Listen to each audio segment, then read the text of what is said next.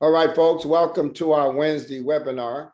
We've called this On the Road to FinFest because this Saturday we have the largest event of our year. Typically,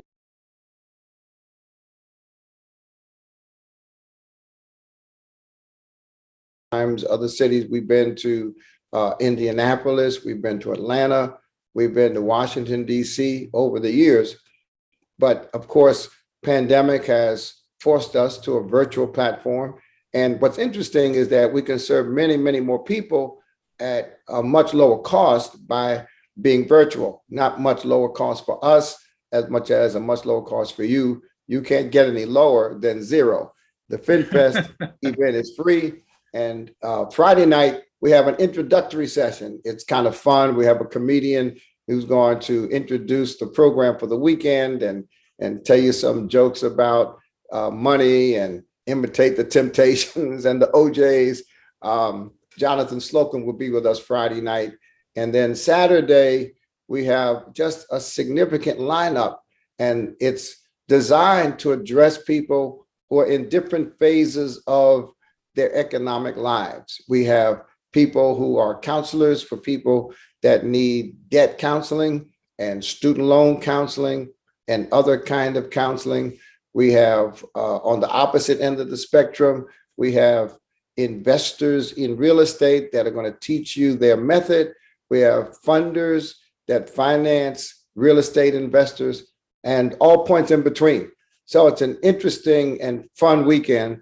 And on top of that, just to keep you motivated, we have entertainers who are talking like Master P, Yandy Smith, and others. And then we have actual entertainment. Will Downing is a jazz artist, one of my favorite. He'll be there. Eric Roberson's an R&B artist, just traveling all over the country all the time. He'll be there. CeCe Winans, Fred Hammond, Kira Sheard from the gospel world. So that's FinFest. It's short for Financial Festival, November 20th. It's all free. And today we're going to talk with our final pre-FinFest guest. And I chose him because his story is so inspiring. If you're not inspired by this young man, you are, I'm going to make up a word now, you are uninspirable, all right? He is from Paterson, New Jersey.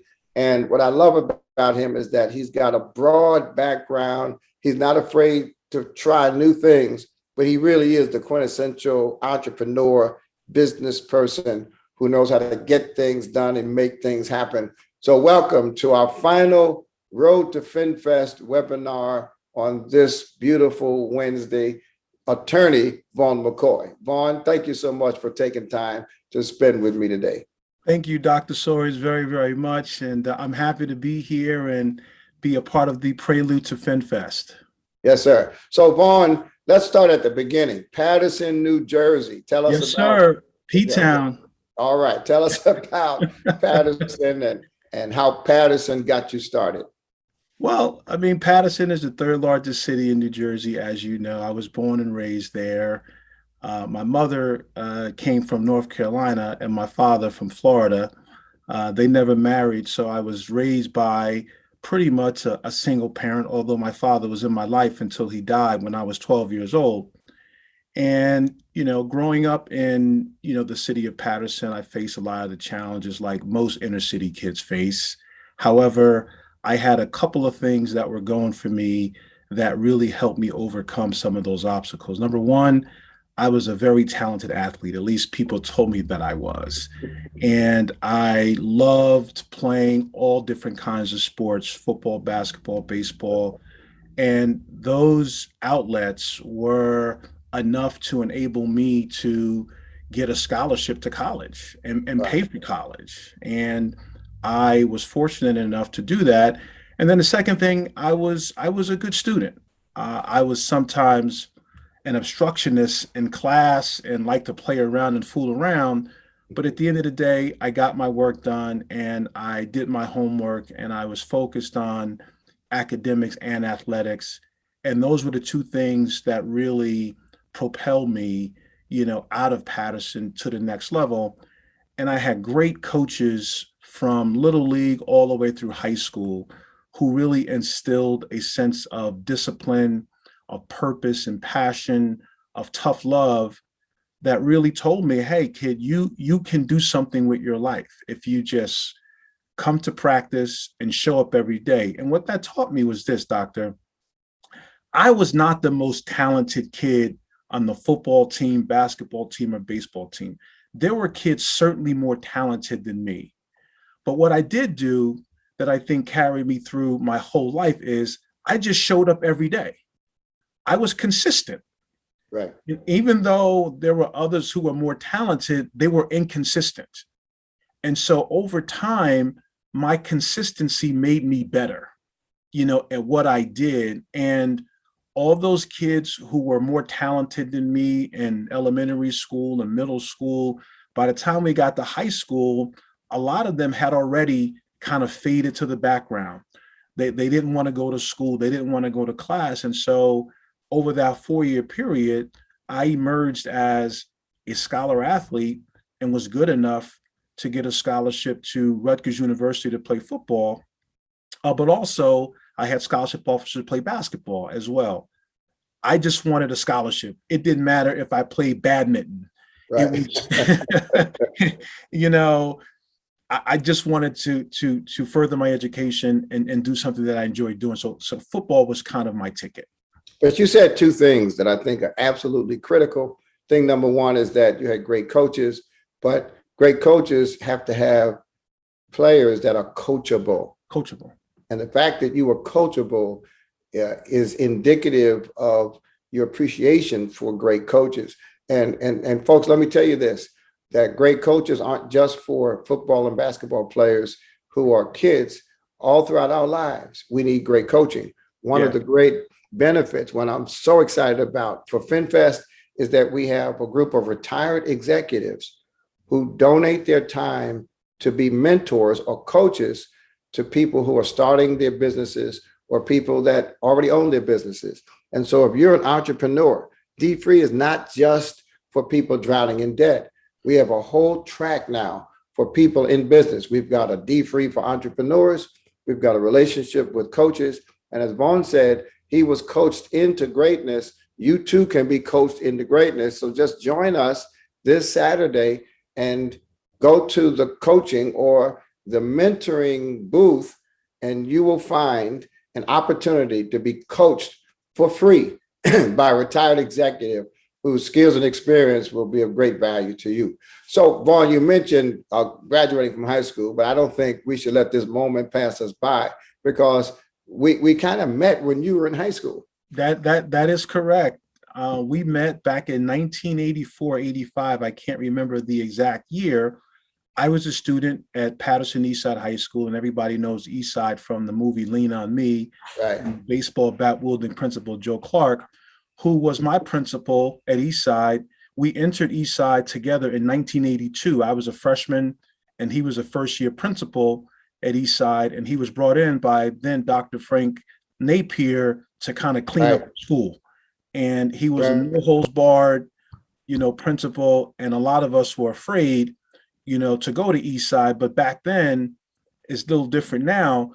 We had no choice. If you lived in a certain side of town, unless you had money to go to Patterson Catholic or one of the other parochial schools, you went to Eastside High School, you went to Kennedy High School. Right. And one year they had what they called a Greater Patterson Youth Crusade. And I was involved in the cadets and some other Campus Youth for Christ, that was at one of the churches in Patterson. And they had the Greater Patterson Youth Crusade one year. It was the first year that they had it. And you were a guest speaker that year.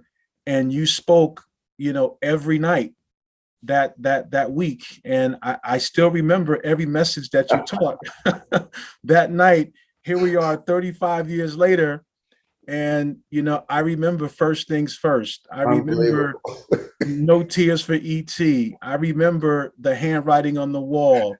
I remember A Talk of Mr. Death. I remember A Chosen Vessel. I mean, those were all the messages you taught that night. And I was a 14, 15-year-old kid, and I was just mesmerized. And I had a lot of other things I could have been doing, but I came back to Eastside High School every night primarily to hear you speak. And it had such an impact on my life at that point in time that I still remember those messages to this day. Unbelievable. Every time you tell that story, I just kind of get chills because I can't believe that you remember that. And I just can't believe that we were able to reconnect after all of All these these years. years. Yeah. Because I didn't meet you personally in 1985. No. We reconnected 30 years later. It's just great. Yes. So you went on to Rutgers, and what was it you were interested in studying at Rutgers? Well, when I got to Rutgers, I was always interested in studying law. And I Oh, remember in my fourth grade class at Patterson School number 10, I tell the story about a Black teacher I had. Her name was Juanita Jones. And she always told me, Vaughn, you'd make a great lawyer. hmm. And I said, why do you say that, Mrs. Jones? And she says, because you talk too much. so but it stuck with me, this concept of being a lawyer. And I had no lawyers in my family.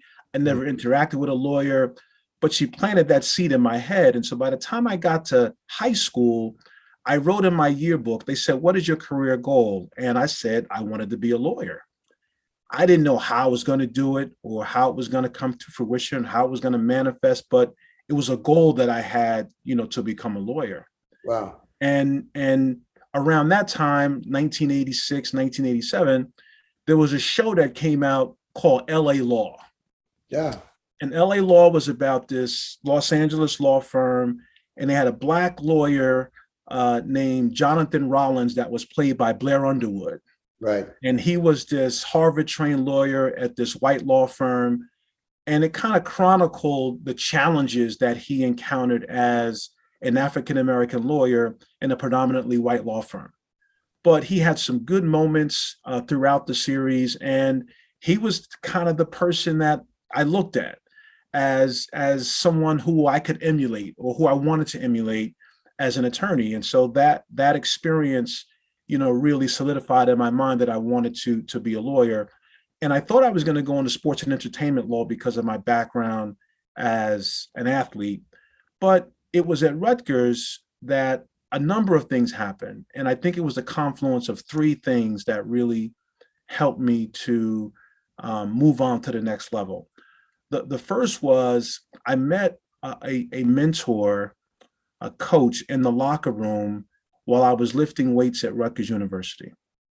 And he was an alum who graduated in 1963 or so. Mm-hmm. And he was a very successful businessman. And I didn't know who he was at the time. He would just come to the weight room and work out. And his personal trainer was also the trainer for the football team. And I was talking to the trainer one day and I said, hey, he asked me, what do you want to be when you leave here? I said, I want to be a lawyer. And because I verbalized that request to him, he said, look, I know a guy who's a lawyer who comes in here all the time. I'm going to connect you to. He doesn't practice law anymore, but he started out as a lawyer. He's a very successful businessman now. So he made that connection with me to a guy named Arthur Goldberg. Oh, yeah. Arthur died back in 2000, but Arthur was probably one of the most prominent businessmen, not just in New Jersey, but in the region. Right. At the time that he passed, he was the chairman and CEO of Park Place Entertainment, which was the largest gaming company in the world at the time. They owned Bally's, they owned Caesars, Right. they Paris and Las Vegas. And he was born and raised in Newark. And his father got sick. His father had a trucking company, and he took over his father's trucking company, sold it, made a lot of money, and then began his career basically, as a corporate green mailer, buying companies, fixing them up and selling them. Mm-hmm. Now, I didn't know all of that when I met him. I just knew he was a guy who worked out in the weight room. But that connection really sparked something in me to become an attorney, to become an entrepreneur. And I kind of watched his trajectory and how he built, what he had.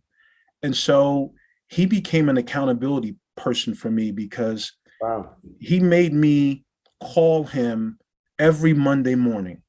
Wow. After the introduction that was made, And I would call his office, and I became very friendly with his executive assistant, who just passed within the last 6 months, Florence. She just passed, but she was like my best friend because she would always make sure that when I called, he took the call, and he was a very busy guy. He was running several companies. Another company that he ran was a company called the Georgia White Rose out of Carteret, one of the largest independent food distribution companies, on the East Coast. And then he was a partner in a lot of different deals. So, and he was very big in politics. I mean, he was a big fundraiser, for Democrats and Republicans. And so I got a chance to kind of watch him in his element. And I remember going to a meeting of the corporate ticket committee of the Kickoff Classic. And that's when they used to play the first football game of every year at Giant Stadium.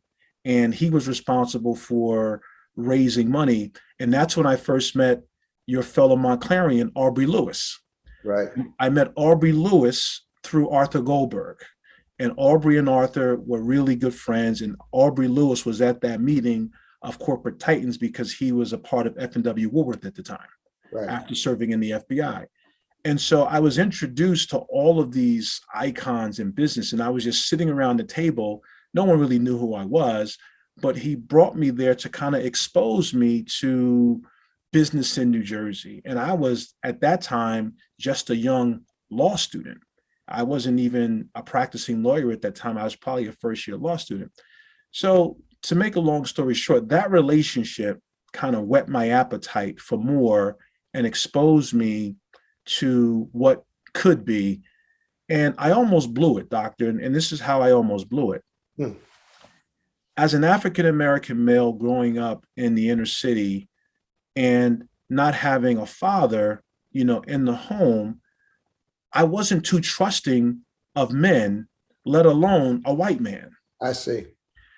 And it took a lot for me to understand and embrace what he was offering because I wasn't sure what his motives were. Were they pure or not pure? Now, remember, I'm an 18, 19-year-old Black man in New Jersey and in America.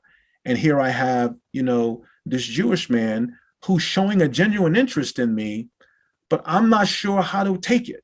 Right. I'm not sure how vulnerable I want to be, how much I want to expose myself. But, I trusted, myself. And so that relationship kind of helped me.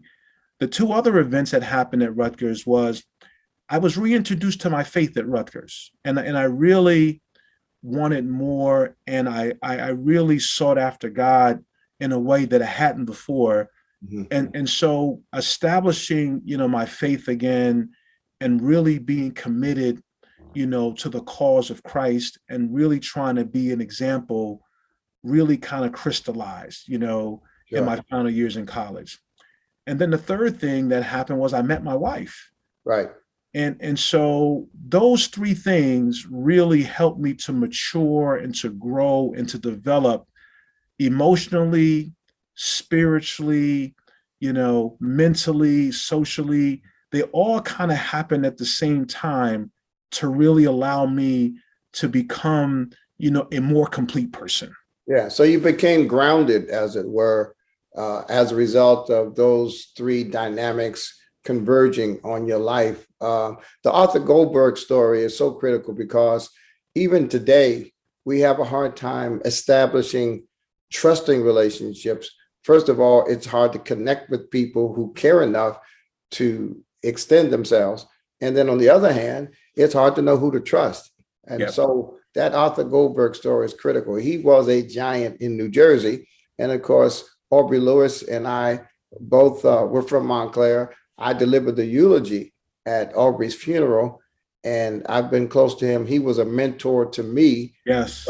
He had access to the larger world in ways that most Black men did not. My dad didn't know the kind of people that Aubrey Lewis knew. Absolutely. In fact, Aubrey Lewis was the first Black man that I knew personally who sat on the board of directors of a bank. And, and I always saw him and said, one day I want to be like Aubrey Lewis and be on a bank board. And that's really what motivated me to accept my first invitation to serve on a bank board. So, he may have been the first Black in the FBI.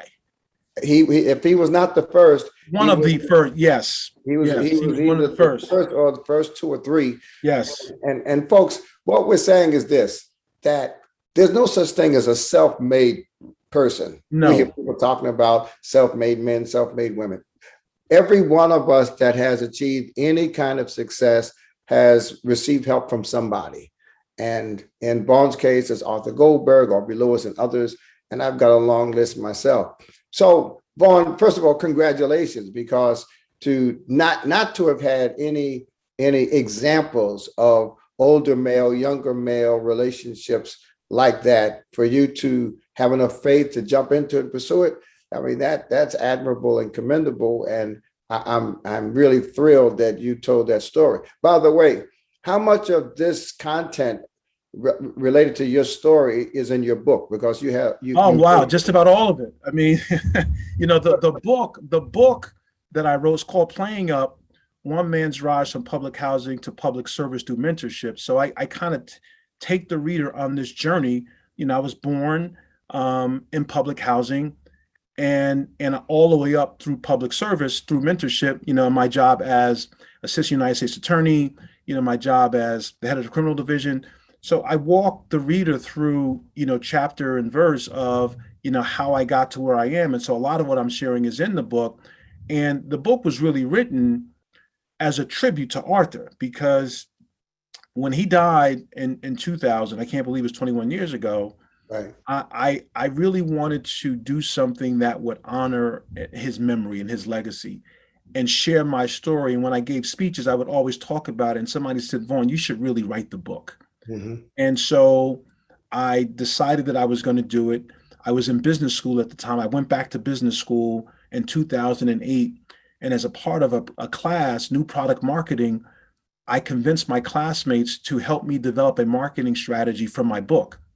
And they did that. And now they said, you have to write the book. And so the day after I graduated, I started writing this book called Playing Up. It's right here. I'll put it on the screen. You can get it on Amazon. And okay, so we'll put a link to the Amazon purchase page for Playing Up by Vaughn McCoy. He can't autograph it if you buy it from Amazon, but listen, get it from Amazon, because all of this content is in that book. And this is not simply to tell you how great a guy Vaughn McCoy is. It's to say, if he can do it, you can. And he lays out the principles that are transferable to anybody. If you follow the principles that he followed, you can achieve the success that he's achieved. And you haven't even heard about his success yet. This is all background. Yeah, and that's the reason why I wrote it. That's exactly the reason why I wrote it, for mentors to know, number one, that you can make a difference in somebody's life, and for mentees, number two, to show them, hey, if I can do it, you can do it as well. And so it's very, very, that's the reason why I wrote the book, to tell our story, because there are a lot of people out there who think that, well, you know what, I can't make a difference to one person. But that's not true, because I'm looking at the lives that I've affected just based upon my relationship with Arthur. And we'll get to this a little bit later, but a lot of the people that Arthur introduced me to are my business partners now. Wow. Yeah, that's great. That's great. So they're my business partners now. So he introduced me to a network. And that's what happens when you connect with a mentor. Not only are you connecting with the mentor, you're connecting with the mentor's network. Right. I'm working on a book right now. Hopefully it'll be out by the beginning of next year. It's called Millennial Rookie, and it's really intended for millennials. Millennial Rookie, 12 power plays to leverage the mentorship game. And I got these 12 power plays that I think if people can embrace them, it will help them take their mentoring relationships and in relationship to the next level. And as we talked about a few minutes ago, the first lesson in that book is vulnerability. Right. And I teach that lesson because of what I just shared with you about how I was hesitant to be vulnerable. But if I'm not vulnerable and share, then I can't really be helped. You don't go to the doctor and not tell the doctor what's wrong with you. Right. How can he help you? How can she help you? So this first piece, and you don't have to share your business with everybody, but you better find a person or two that you can be vulnerable and without judgment so that they can help assist you in whatever you want to do. Yeah, that's great. So our time together is really motivated by my desire to motivate more entrepreneurs. You know, I've been focused heavily on helping people just manage strategically their personal finances. But today, given where we are in light of COVID, 41% of Black businesses went under during COVID, 41%. And so we're talking now to people who are having to start over. We're talking to people whose jobs are not coming back, who need a business strategy. So I want to get to Vaughn McCoy, the businessman, but Sure. I can't skip Vaughn McCoy, the attorney, because when I first heard about you, long after Yeah. Patterson, Yeah. you were working in the United States Attorney's office. right? Yeah. Was I that your think first job? What was your first job out of well, law I school? think no, I think I reconnected with you before that. I think I reconnected with you when you were running Proclaim Records. That was before I was at the United States Attorney's Office. I was at a big firm in Newark, Sills Cummins, and I had a client who's a friend of yours, Bishop Seawright, and they had the choir Royal Priesthood. Oh, right. And I was representing Royal Priesthood in the recording contract with you at Proclaim Records, and Mark Redgard was your lawyer. Mark Redgard, right? Mark Redgard, yeah. So that's when I met at your offices on Howe Lane. I was representing the choir, and Mark was representing you. And then you came in the room and said, "Who is this young hotshot lawyer with all these comments to my contract?" Oh boy. And so that's how we reconnected after the East Side years. I see. In that moment. So you were at a law firm out of Yes. law. Yes. So I was at a law firm for 5.5 or 6 years before I joined the United States Attorney's Office. I see. And then after the U.S. Attorney's Office, you went where? I went back to a big law firm for only maybe 6 months, because that's when the administration changed over and Dave Sampson became the Attorney General and Peter Harvey became the first assistant. And they both wanted to bring me down to the state to run the AG's office in the criminal division. Right, right. And then we reconnected there. And then after that, I went to PSCG. So I was there for 4 years and then went to PSCG in-house counsel. And that's where I was for 12 years until I left in 2018.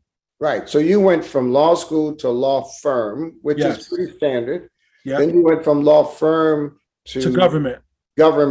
Yep. Legal positions in government, which is aspirational for many lawyers. Most lawyers I know would like to either be a judge or a prosecutor or something, and that's great.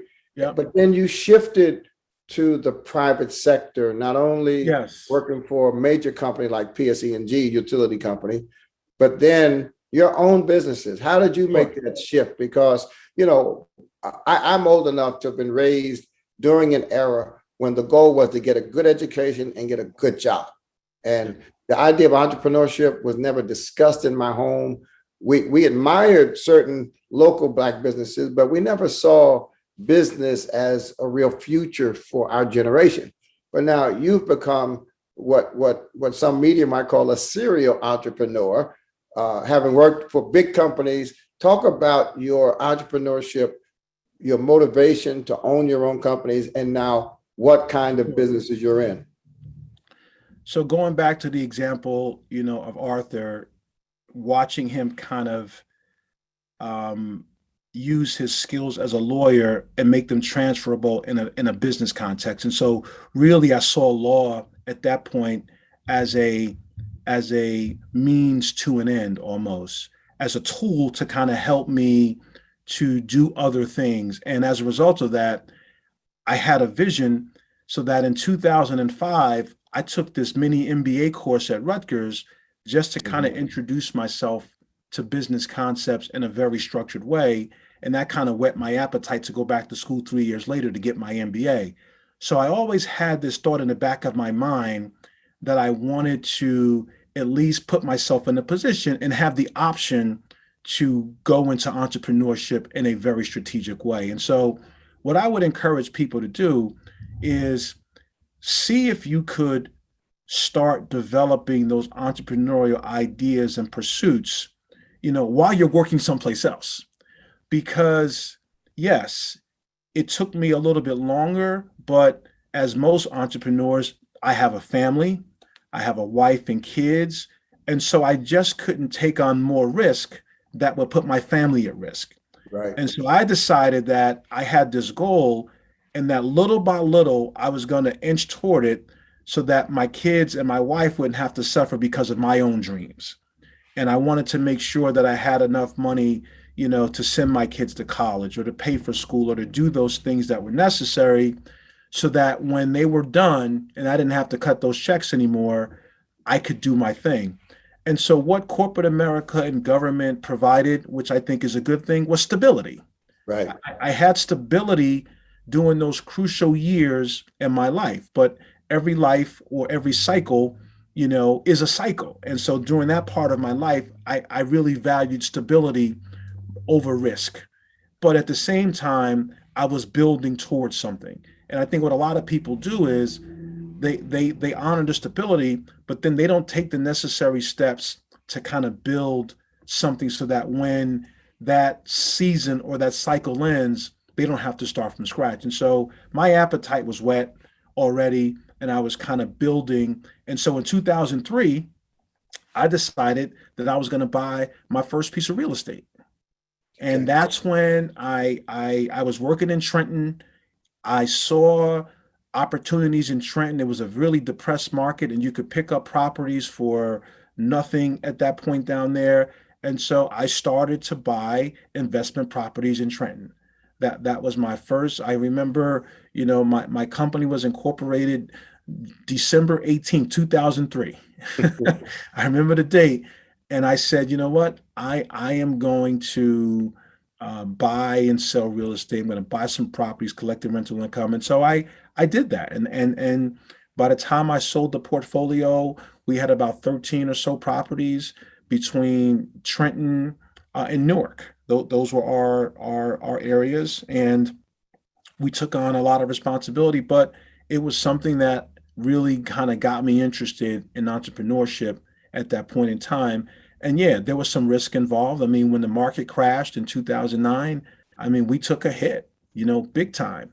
But I Mhm. was happy that I did it, and I wasn't too levered that it really thrust me into a different financial position.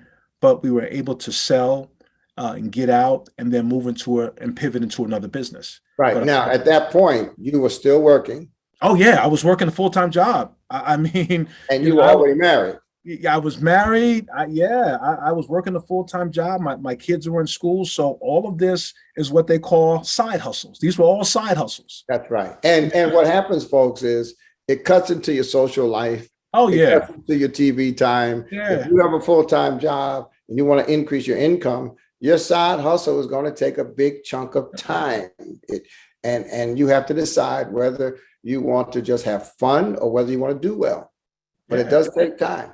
Okay. So you started in real estate in Yes. Trenton and, Yes. and in New Jersey while you still had your job. Yes. And then after your experience with real estate, even though it had some challenges because Sure. the financial crisis came right in the middle of your real estate building. Yes. Uh, Yes. what was your next venture?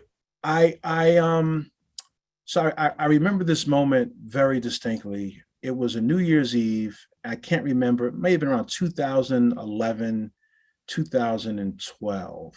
New Year's Eve. My wife and I went to service. We came home, and I just felt like things were not moving the way I wanted them to move. Mhm.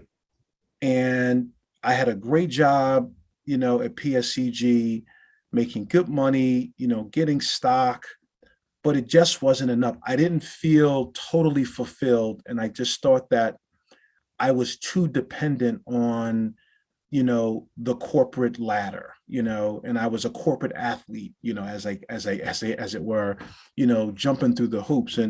it was fine. They treated me well, but I just thought I could do more. The real estate thing kind of didn't work out as well as I wanted it to.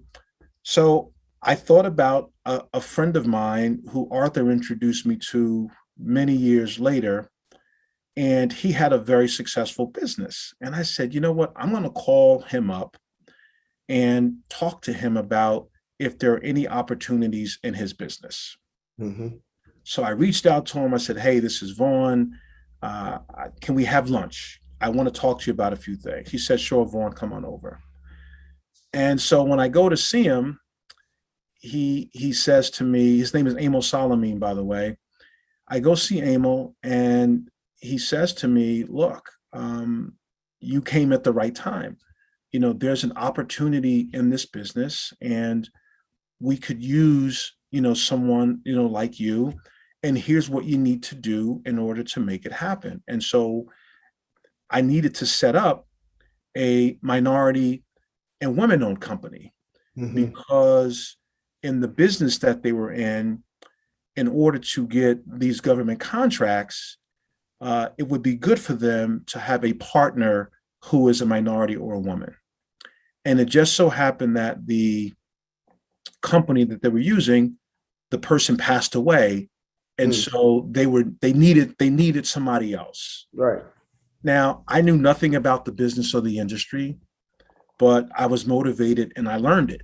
And so I went through the process. It cost money. I had to spend money, hire lawyers to kind of get everything set up. But we got this company set up in different jurisdictions. And so they became a major customer or client of mine because we were bidding and doing contracts together. Wow. Wow, that's great. That's a great story because you used the network, but you were open to entering an area where you had no experience and no knowledge. That's how you make money, folks. That's how you make money. You've got to get out there, talk to people, and take risk. Listen, Vaughn, we've got about 5 minutes left. Let's Yep. talk about your current businesses that are really exciting and that Yep. have potential for tremendous growth. So right now, I'm transitioning another pivot. I'm really into the food and beverage concession business now in the airports. Started out in what we call duty-free retail, where you can buy, you know, your perfumes and your chocolates and your candies and different things like that in a duty-free shop. Now we're kind of pivoting and we're in the food and beverage. And so we're working on some great opportunities in Newark right now on the food and beverage side. I'm looking at opportunities outside of the airport, you know, on the food and beverage side, and finding that those industries are very receptive to minority entrepreneurs, Right, right, because a lot of the, you know, establishments and franchises are in minority communities, and there's a real concerted effort to recruit and attract minority business owners to operate these enterprises, not just in minority communities, but in communities around the country. right. And so we're finding ourselves in this really good space of, you know, food and beverage. And then also my wife and I started this consulting company. She does educational consulting, keynote speaking, workshops, and I do the same. And so we find ourselves very busy doing, you know, workshops and different things around diversity, equity, and inclusion, around leadership, around professional development. That's a totally separate company that we run together. And she is my partner in both businesses. It's just us.